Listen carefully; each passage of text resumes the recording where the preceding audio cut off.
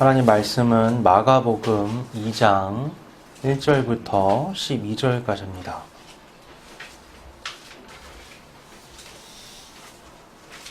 마가복음 2장 1절부터 12절까지의 말씀입니다. 봉독하겠습니다.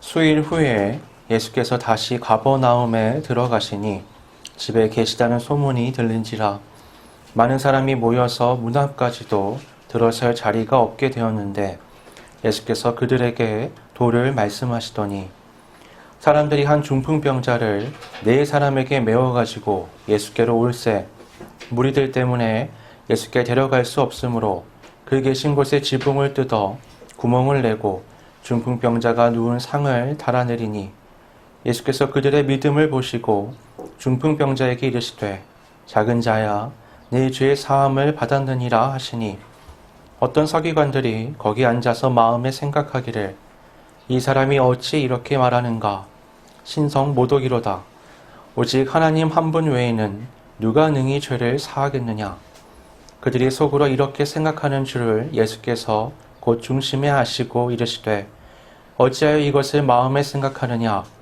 중풍병자에게 내 죄 사함을 받았느니라 하는 말과 일어나 내 상을 가지고 걸어가라 하는 말 중에서 어느 것이 쉽겠느냐 그러나 인자가 땅에서 죄를 사하는 권세가 있는 줄을 너희로 알게 하려 하노라 하시고 중풍병자에게 말씀하시되 내가 내게 이르노니 일어나 내 상을 가지고 집으로 가라 하시니 그가 일어나 곧 상을 가지고 모든 사람 앞에서 나가거늘 그들이 다 놀라 하나님께 영광을 돌리며 이르되 우리가 이런 일을 도무지 보지 못하였다 하더라. 아멘. 우리가 지난주에 살펴본 그 마태복음의 서두에는 그 예수님께서 세례 요한에게 세례를 받으시고 또 이 광야에 가셔서 사단의 시험을 당하시는 그 기록이 아주 자세하게 되어 있습니다. 이 마태복음, 마가복음, 누가복음은 우리가 흔히 공관복음으로 말을 하거든요. 이게 왜 그러냐면은 그 세 복음서가 사용한 구전들 또는 파편화되어 있는 여러 전신들을 비슷해요. 사용한 것들이. 그래서 마태복음, 마가복음, 누가복음에는 비슷한 사건들이 많이 기록되어 있습니다. 그러면 이렇게 비슷한 사건들을 다루는 세 책을 왜 이렇게 같이 또 성경으로 묶어놨느냐?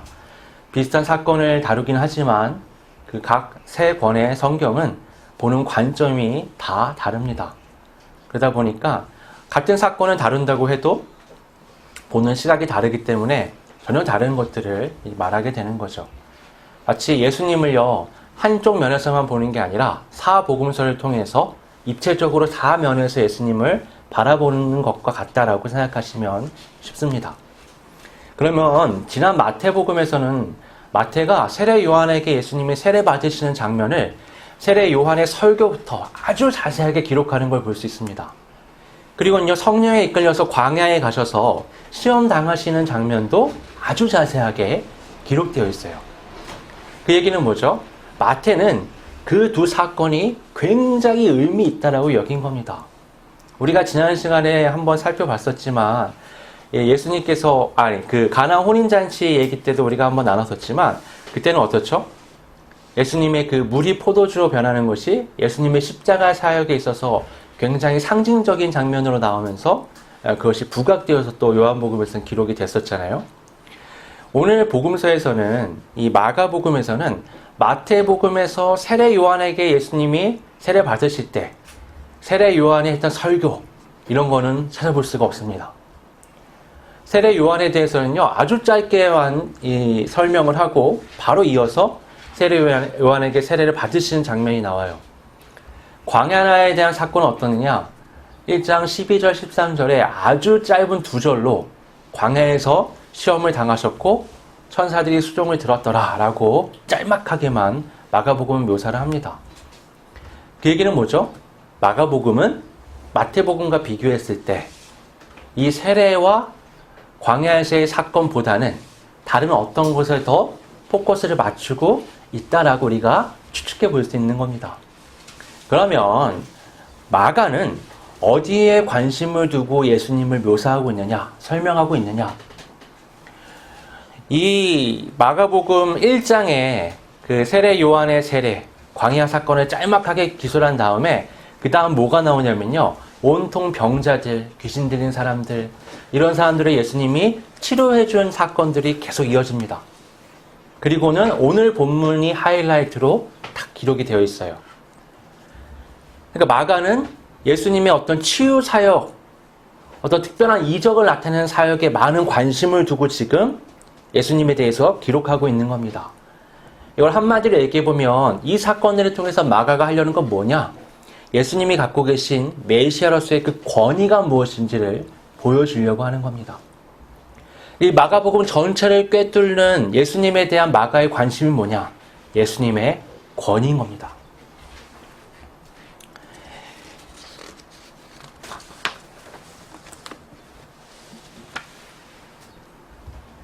여러분, 예외인 경우가 있지만 보통 권위는 권력을 동반합니다.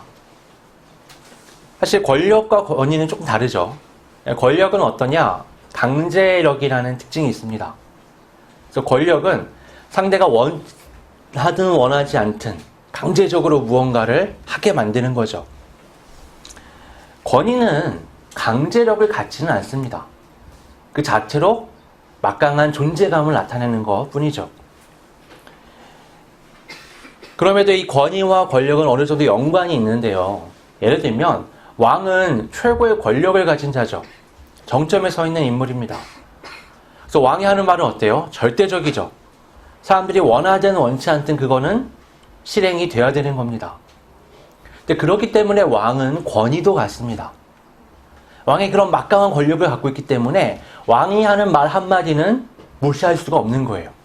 특별히 뭘 해라고 안 해도 그냥 하는 말도 흘려들을 수가 없게 되는 겁니다. 근데요, 이 권력은요, 가만히 있는데 생겨나는 게 아닙니다. 여러분, 우리가 볼 수 있는 권력들은 다 어떤 거죠? 다 누군가에 의해서 부여받은 겁니다. 대통령은 누구에게 권력을 받았죠? 국민들에게 권력을 받았죠. 국회의원, 시장, 시의원 다 지역 주민들에게 권력을 받은 겁니다. CEO는요, 그 회사 이사회를 통해서 권력을 갖게 됐죠. 반장은 반 아이들에 의해서 권력을 갖게 되는 겁니다. 앞서 언급한 왕은 그러면 태어날 때부터 왕이니까 자동으로 권력을 갖는 걸까요? 아니요. 그 나라의 시스템이 어때요? 혈연이잖아요. 옛날에는 시스템이 혈연이었습니다. 그러니까 어떻게 해요? 그 나라 전체 국민들의 지지에 의해서 그도 태어날 때부터 왕이지만 어쨌든 국민에 의해서 왕으로서의 권력을 받게 된 겁니다. 여러분, 이렇게 권력을 갖게 된 권위자들의 말은 특별합니다. 꼭 권력을 갖지 않아도요, 무언가를 해내서 권위를 일단 갖게 된 사람들의 말은 특별해져요. 권위자들은 하고 싶은 말을 그냥 하면 됩니다. 왜요? 사람들이 그 사람 말 자체를 그 사람이란 존재 때문에 인정해 주니까 그냥 그 사람은 말하면 돼요. 근데 일반인들은 그렇지 않죠. 일반인들이 아무리 뭘 외쳐도 어때요? 잘 들어주지 않습니다. 그러니까 일반인들은 어떻게 해야 되죠? 권위 있는 자의 말을 빌려와야 돼요.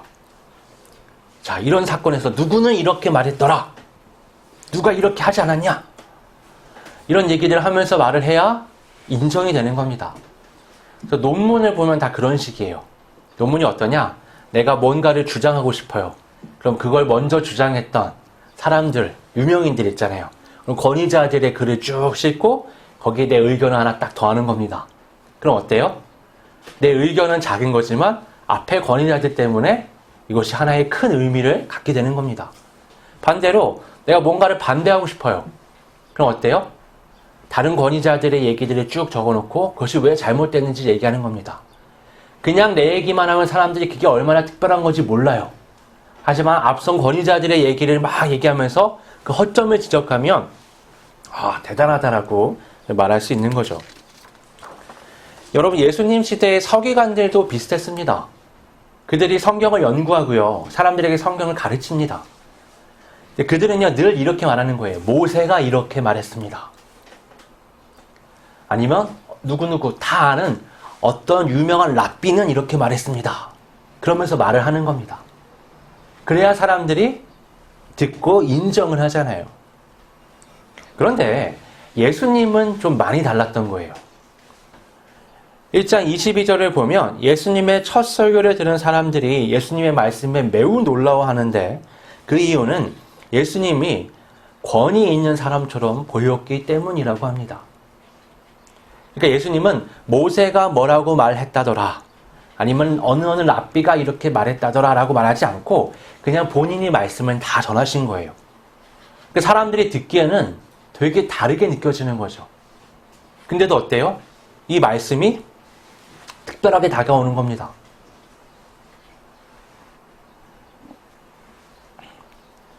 예수님이 권위자로 1장에서 소개된 이후에 병고침의 사건들이 계속 연속됩니다. 그러니까 예수님은 전도하시고 말씀을 전하시면서 동시에 사람들을 고치신 거죠. 그러니까 예수님의 그 권위 있어 보이는 게 그냥 겉모습으로 끝난 게 아니라 실제적인 피부로 와닿는 사건을 통해서 증명이 계속 됐던 겁니다. 그 회당에서 예수님의 정체를 막 밝히면서 소리 지르는 귀신을 쫓아내신 사건, 베드로의 장모의 열병을, 거의 죽을 병이었거든요. 그걸 치료하신 사건, 그 위에 나병의 환자를 치료하신 사건, 그리고 수많은 귀신 들린 사람들과 환자들을 치료하신 사건들이 쭉 기록되면서 예수님이 가지신 권위가 어떠한지를 자세하게 설명합니다. 그래서요, 예수님이 그냥 서기관들처럼 말만 하시는 분이 아니라 우리의 삶 속에, 사건 가운데 우리의 실제적인 문제를 극복하게 하시는 대단한 능력이 있는 분으로서 사람들의 눈에 비춰지기 시작했던 거죠. 오늘 본문은 그 연속된 이야기들의 중에서 하이라이트라고 말할 수 있는 겁니다. 예수님이 가버나움의 첫 전도를 위한 집을 마련하셨어요. 그리고 타 지역으로 전도를 하시다가 지금 집에 돌아오신 겁니다. 근데 그 소문이 다 들린 거예요. 그러니까 수많은 사람들이 예수님께 나아오려고 들어왔는데 어느 정도였느냐? 도저히 문을 닫을 수가 없어요. 막 집 앞에까지 사람들이 바글바글 한 겁니다. 그 사람들에게 예수님이 복음을 전하기 시작하신 거죠. 근데 그곳에 한 중풍병자를 데리고 온 사람들이 있었습니다. 4명의 사람이 이 상을 메고 왔는데 그 외에도 다른 사람들도 있었던 거예요. 그러니까 한 무리가 이 중풍병자를 데리고 예수님 앞에 온 겁니다. 근데 도저히 이 집 안에 들어갈 수가 없는 거예요. 사람이 너무 많으니까. 이 사람들이 포기할 만도 한데 포기하지 않습니다. 어떻게 하느냐? 어떻게 이 상을 지붕 위로 올려가지고 지붕의 일부를 뜯어낸 다음에 거기다가 상을 내린 거예요. 그래서 그 중풍병자를 예수님 앞에 딱 대령을 한 겁니다. 여러분, 지금 예수님은요, 예수님의 집 천장이 뜯겨나가는 걸 보신 거예요. 얼마나 황당해요. 그쵸?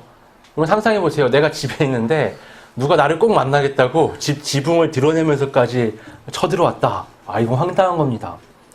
근데요, 예수님은 그런 지붕 같은 게 안중에 없으십니다. 예수님은 뭐에 관심이 있으셨느냐? 그 사람들이 무슨 동기를 가지고 이렇게까지 했느냐? 그들이 어떤 마음을 가지고 왔느냐를 관심 있게 보세요. 예수님은 자신 앞에 있는 이 중풍병자를 향해서 작은 자야, 네 죄사함을 받았느니라 라고 말씀하십니다. 이 짧은 말씀이요, 그곳에 있는 많은 사람을 혼란스럽게 했습니다. 특히나 그곳에 있는 서기관들은요, 속으로 굉장히 불쾌합니다. 그 이유는 죄사함이 하나님만이 갖고 계신 아주 고유한 권한이기 때문에 그런 거예요. 하나님만이 갖고 계신 고유한 능력이고 고유한 권위인데 그걸 지금 예수님이 말씀하신 겁니다. 그들의 생각을 예수님이 아시고 이렇게 말씀하세요. 어찌하여 이것을 마음에 생각하느냐? 중풍병자에게 내 죄 사함을 받았느니라 하는 말과 일어나 내 상을 가지고 걸어가라 하는 말 중에서 어느 것이 쉽겠느냐? 그러나 인자가 땅에서 죄를 사하는 권세가 있는 줄을 너희로 알게 하려 하노라. 여러분은 어떠세요? 내 죄사함을 받았느니라 하는 말씀과 내 상을 가지고 걸어가라 하는 말씀 중에 뭐가 쉬운 것 같으세요? 뭐가 더 어려운 말씀일까요? 사실은 이 둘은 같은 말씀입니다. 병에는요, 두 종류가 있습니다. 하나는 자연스럽게 생기는 병이 있고요. 바이러스 같은 것들에 의해서. 또 하나는 죄로 인해 생겨나는 병이 있습니다. 옛날에는 이런 성경적 관점을 사람들이 잘 이해하지 못했어요. 하지만 요즘에는 조금 더 병에 대한 이해의 폭이 넓어졌죠. 예를 들면 너무너무 몸이 아픈데 검사를 받으러 가면 별 이상이 없는 겁니다. 이게 반복되다 보니까 이상해요. 왜 이러지? 알고 봤더니 이 뇌랑 다 모든 몸이 연결되어 있잖아요. 그러니까 스트레스가 심하면 뇌의 신경을 타고 몸의 장기 중 어디가 아픈 겁니다. 그래서 어떻게 해요? 정신적인 병이 몸의 병으로 연결될 수 있다라고 우리가 이해하게 된 거죠. 반대로 몸의 병이 정신적인 병으로 이어지는 경우도 있는 겁니다. 인간은 유기적인 존재이기 때문에 그런 거죠.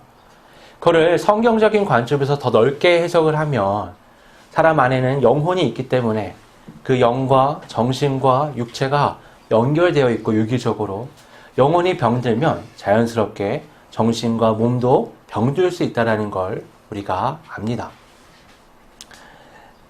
그래서 이 유대인 사회에서는요, 도저히 해결될 수 없는 특정한 병들은요, 그것이 죄 때문에 발생했다라고 생각했습니다.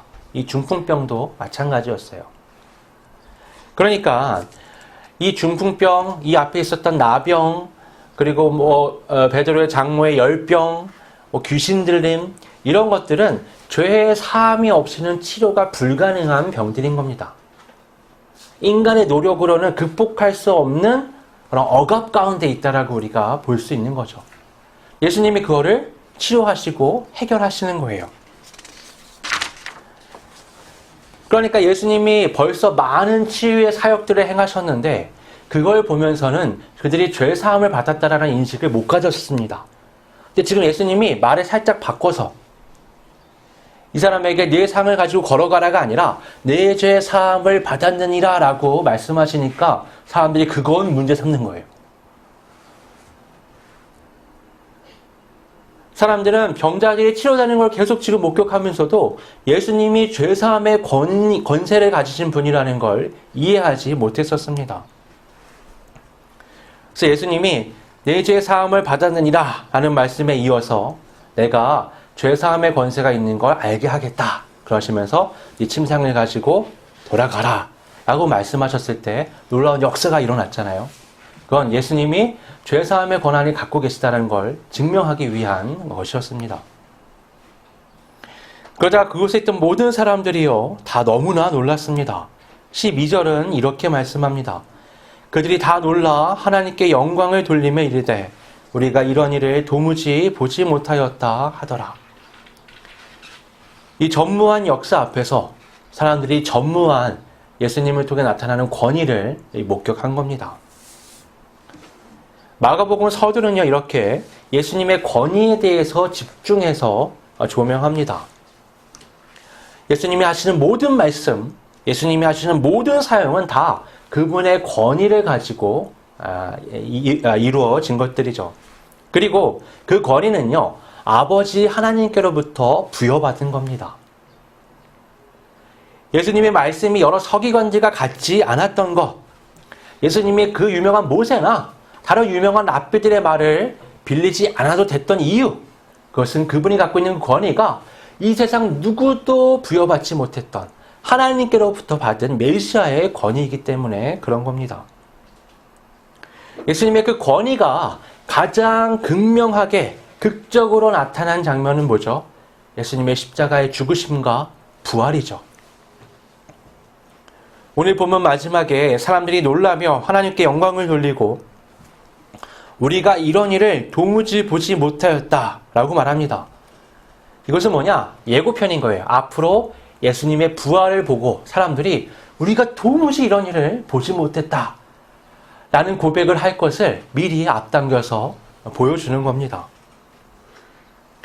복음서의 증언을 통해 우리는 인류 역사상 도무지 보지 못했던 이 신비로운 역사를 발견하게 됩니다. 부활은 예수님이 누구이신가? 그분이 어떤 권위를 가지고 계시는가? 이것을 많은 사람 앞에 증명해주는 사건이었습니다.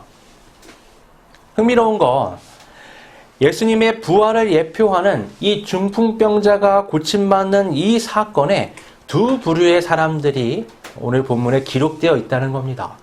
하나는 중풍병자를 메고 온 사람들, 또 하나는 그곳에 앉아서 예수님의 말씀을 듣고 있던 서기관들입니다. 중풍병자는 어떻죠? 죄로 저주받은 사람이죠. 극복이 안 된다고 볼 수밖에 없어요. 근데도 그를 메고 온 사람들은 어떠냐? 예수님의 그 권위 앞에만 가면, 예수님 앞에만 가면, 예수님을 만나면 그는 해결받을 수 있어라는 믿음을 갖고 온 겁니다. 반대로 서기관들은 어떻죠? 성경을 누구보다 잘 아는 사람들입니다. 누구보다 많이 연구해요. 근데 예수님의 말씀을 그 앞에서 듣고 있음에도 불구하고 예수님이 가지신 그 메시아의 권위를 이해하지 못하는 겁니다. 예수님은 전무후무한 권위를 가진 분으로서 우리에게 죽음을 이기는 구원을 선물로 주시고 또 부활로 그 증거를 나타내셨습니다. 그러나 모든 사람이 그 권위 아래에서 구원을 경험하는 건 아닙니다. 오직 믿음을 가지고 주님께 나아오는 사람만 그 구원을 경험하는 겁니다. 여러분, 믿음은 해가 있는 쪽으로 창을 내는 겁니다. 예수 그리스도라는 그 은혜의 엄청난 빛이 쏟아지고 있는데 그곳에 창을 내지 않는다면 우리는 그 빛을 조금도 받을 수가 없습니다. 제 아무리 성경을 잘 아는 서기관이라고 해도 예수님을 향한 믿음의 창을 내지 않으면 그는 구원을 받을 수 없는 겁니다. 반대로 아무리 귀신이 들렸어도, 아무리 나병 환자여도, 아무리 열병에 걸렸어도, 아무리 중풍병에 걸렸어도 예수 그리스도를 향한 믿음의 창을 내면 그는 구원을 받을 수 있는 겁니다. 예수님의 권위는 그만큼 절대적인 겁니다. 여러분, 중풍병자를 메고 온 사람들이 어떤 생각을 했을까요? 답은 정해져 있었습니다. 예수님 앞에 가기만 하면 돼. 이미 그런 굳건한 믿음이 있었어요. 그러니까 이들은 어떠냐? 어떻게 하면 갈 수 있느냐 하면 문제였던 겁니다. 그래, 너무 멀어? 우리가 메고 가자. 그래, 무거워? 돌아가면서 메고 가지 뭐. 사람들이 너무 많아? 야, 안 돼. 지붕으로라도 올려. 들어갈 수가 없어? 야, 지붕을 뜯어내기라도 해. 이게 뭐예요? 어떻게 해서든 예수님 앞에 서겠다라는 의지가 행동으로 나타난 거죠. 만약에 예수님이 먼 나라에 계셨다. 그래도 갔을 겁니다. 예수님께 가는 길이 너무너무 험난하다. 그래도 갔을 거예요. 답은 정해져 있기 때문에 어떻게 갈 것이냐, 그것만 남은 거였습니다. 그게 믿음이죠. 예수 그리스도라는 분명한 답 앞에서 우리가 할 수 있는 것은 어떻게 하면 그분 앞에 설 수 있는 겁니다. 내가 어떻게 해서든 그분 앞에 서야겠다. 내가 어떻게 해서든 그분의 말씀 앞에 가까이 가야겠다. 그런 노력이 우리 삶 가운데 동반되어야 하는 겁니다. 여러분, 과정은 다 달라요. 하지만 공통된 것은 모든 사람이 예수님 앞에 나아가기 위해선 자기 부족의 과정을 통과해야 한다는 겁니다. 내가 기존에 갖고 있던 생각, 상식, 인간관계, 지식, 고집, 문화, 전통, 모든 것들을 넘어서서 어떻게 하면 예수님 앞에 갈 것인가를 고민하고 그것을 모두 넘어가는 거죠. 모든 것을 넘어서 예수 그리스도 앞에 선다는 것을 최선으로 생각하는 것, 그게 바로 믿음이라고 말할 수 있습니다. 오늘 나는 주님을 어떻게 바라보고 있습니까? 그분의 말씀들이 어떻게 나에게 다가옵니까? 그분은 내가 세상에서 경험하는 그 모든 것들을 넘어서는 절대적인 권위를 가진 분으로 나에게 각인되어 있습니까? 그분의 말씀이 정말 내 삶의 최우선입니까? 아니면 그 들리는 말씀들이 많음에도 불구하고 나는 그분보다 다른 것들에 더 많은 권위를 주며 그것들을 쫓아가고 있습니까? 하나님의 권세를 가진 주님 앞에 우리는 믿음으로 바로 설 수 있어야 합니다. 온전한 믿음으로 이 구원의 길을 걸어가는 우리 모두가 될 수 있기를 주님의 이름으로 축원합니다. 기도하겠습니다. 사랑과 은혜가 풍성하신 아버지 하나님,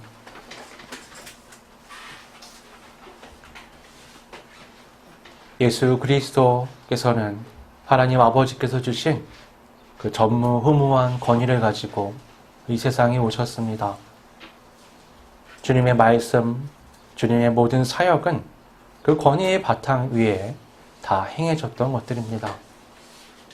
그 말씀과 사역을 성경을 통해 보면서 우리도 그 주님의 권위를 느낍니다. 우리 삶 가운데 우리에게 영향을 주는 수많은 것들이 있지만 그 모든 것들 위에 예수 그리스도께서 계시다는 것을 잊지 않으며 온전한 믿음을 가지고 어떻게 해서든 주님 앞에 나아가는 참된 그리스도인의 삶을 살아갈 수 있도록 성령님 인도하여 주시옵소서.